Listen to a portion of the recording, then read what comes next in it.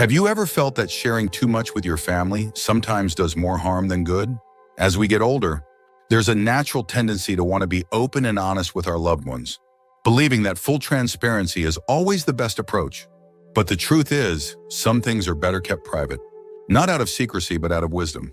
Not everything needs to be shared, and in some cases, keeping certain matters to yourself can protect both your peace of mind and your relationships. In this video, we're diving into 5 things you may want to keep to yourself after 65. These are not about deception or shutting people out, but rather about maintaining independence, avoiding unnecessary stress, and ensuring that your personal boundaries are respected.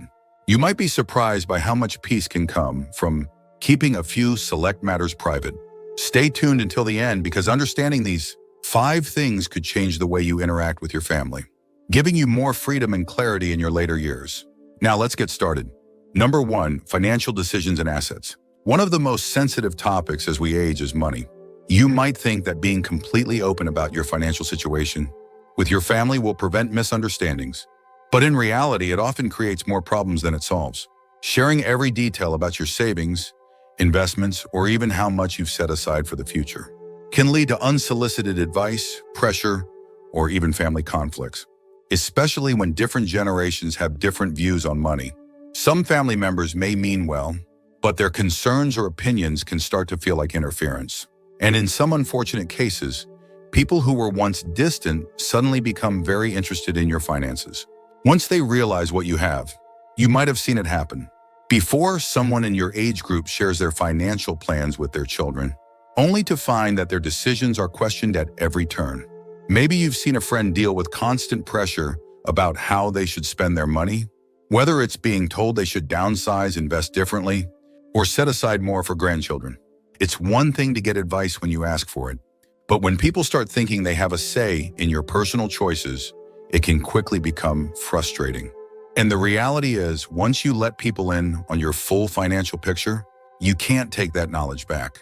There's also the matter of personal control.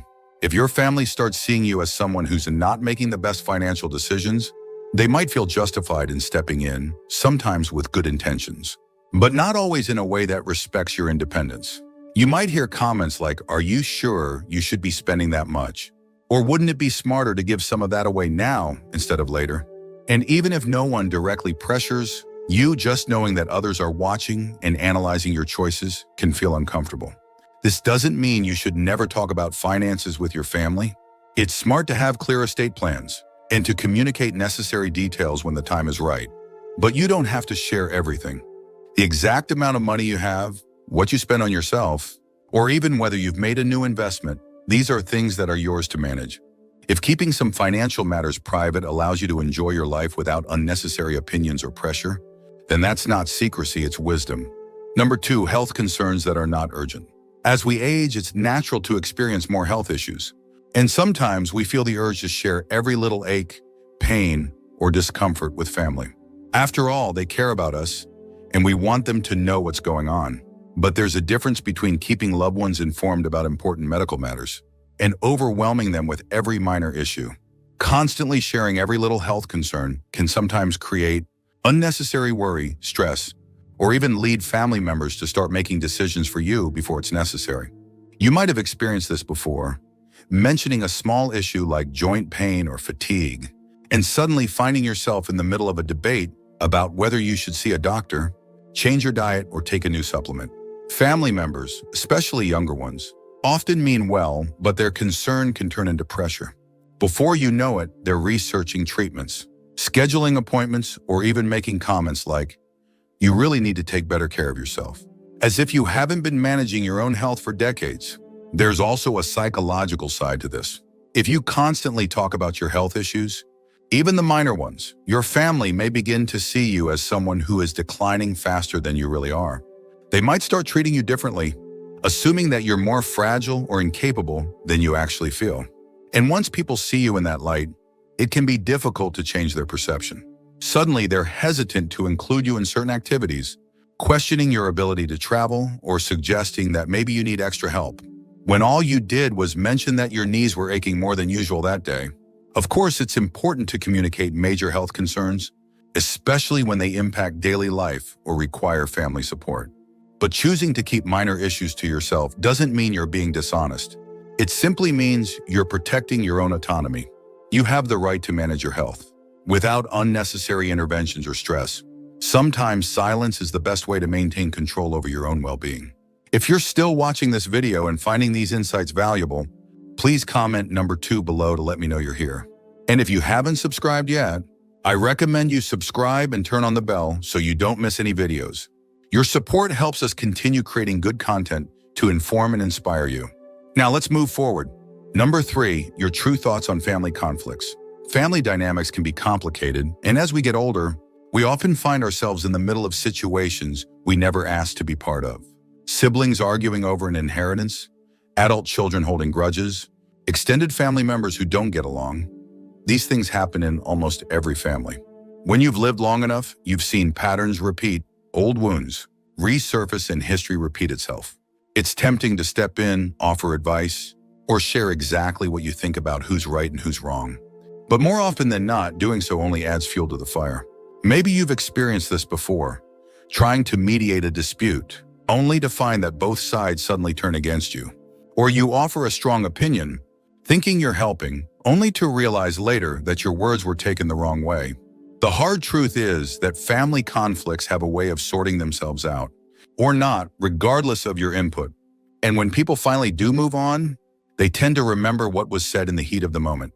If you take sides or express a strong opinion, you might find that even after the argument is long forgotten, the resentment toward you still lingers.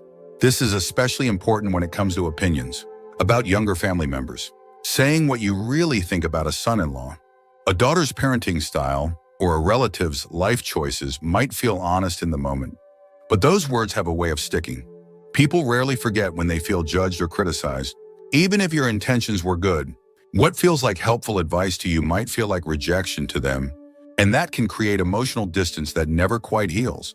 That's why one of the wisest things you can do after 65 is to practice selective silence. You don't have to agree with everything or pretend problems don't exist, but you also don't have to comment on every family situation. Instead of giving an opinion, sometimes the best response is a simple, "I hope things work out for the best," or "I trust you'll make the right decision." This allows you to stay connected without getting pulled into drama that ultimately isn't yours to fix. Keeping certain thoughts to yourself can be the key to maintaining peace, not just for your family, but for yourself. Number 4, your regrets about the past. As the years go by, it's natural to reflect on the past, on choices made, opportunities missed, and paths not taken. Regret is something that everyone experiences in one way or another, but that doesn't mean it always needs to be shared, especially with family. You might feel the urge to talk about things you wish you had done differently, whether it's how you handled your career, how you raised your children, or decisions that shaped your life.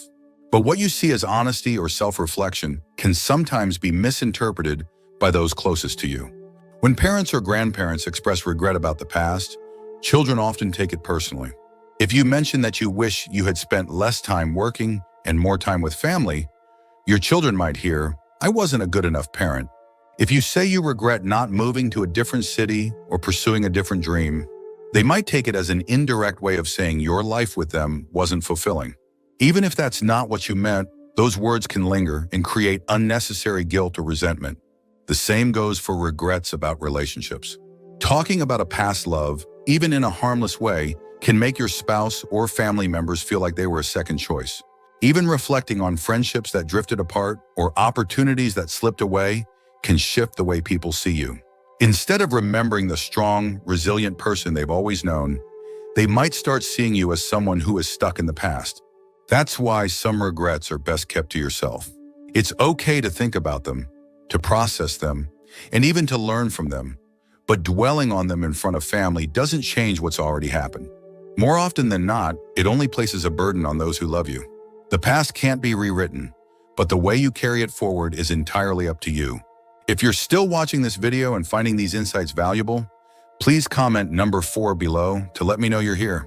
And if you haven't subscribed yet, I recommend you subscribe and turn on the bell so you don't miss any videos. Your support helps us continue creating good content to inform and inspire you. Now let's move forward. Number 5, the full extent of your financial situation. Money is one of the most complicated topics in any family. It can bring people together, but it can also create tension, misunderstandings, and even conflict.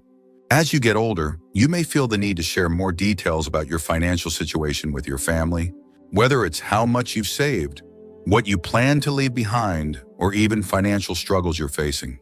While there are some cases where it makes sense to discuss certain financial matters, being too open about money can sometimes do more harm than good. One of the biggest risks of revealing too much about your finances is that it can change how people treat you. If your family knows you have a comfortable amount saved, you may find that some relatives start looking at you differently, perhaps even expecting financial help or subtly hinting at what they hope to inherit. On the other hand, if you reveal that you're struggling, you might find that your loved ones start worrying about you too much or, in some cases, even questioning your financial decisions. Either way, money has a way of shifting relationships, and once that happens, it's hard to undo. There's also the issue of independence. As you get older, the more your family knows about your finances, the more they may feel entitled to give you financial advice, whether you ask for it or not. Some might even start making decisions on your behalf, thinking they're helping when, in reality, they're taking away your ability to manage your own affairs. You might suddenly find yourself being told where you should live, how you should spend, or what's best for you, all because you share details that, in hindsight, might have been better kept private. Of course, this doesn't mean you should keep everything secret. If you have a trusted person, such as a financial advisor or an executor for your estate, it's wise to have your plans documented properly. But outside of that, the best approach is often to share only what is absolutely necessary and nothing more. Keeping certain details to yourself allows you to maintain control over your own financial future, while avoiding unnecessary stress, tension, or unwanted advice. If you've ever noticed how discussions about money can change the way people interact, you already understand why this is one of the most important things to be mindful of. In the end, your finances are yours to manage, and keeping some details private ensures that your relationships with your family remain built on love and respect rather than financial expectations. Final thoughts. As we wrap up this video, take a moment to reflect on the 5 things we've discussed. Keeping certain things private isn't about being secretive or distant. It's about protecting your peace, your dignity, and your relationships. Not everything needs to be shared, and sometimes the wisest choice is knowing what to hold back. Think about your own life. Have you ever shared something with family only to realize later that it changed how they saw you? Or maybe you've held back from saying something and realized later that it was the right decision. Wisdom often comes from experience, and as we grow older, we learn that some things are best kept to ourselves. The beauty of aging is that you gain clarity on what truly matters: your peace of mind, your independence, and the quality of your relationships. Being selective with what you share allows you to maintain control over your own life while keeping your connections strong. It's not about shutting people out, but about preserving what makes those relationships meaningful. We'd love to hear from you. Leave a comment below and share one thing you learned today and how you plan to use it in your life. Your thoughts are important to us, so don't hesitate to share them. Reading your comments gives us great motivation and encouragement. If you enjoyed this video and found it helpful, please like, subscribe, and share. Your support helps us continue creating good content to inform and inspire you.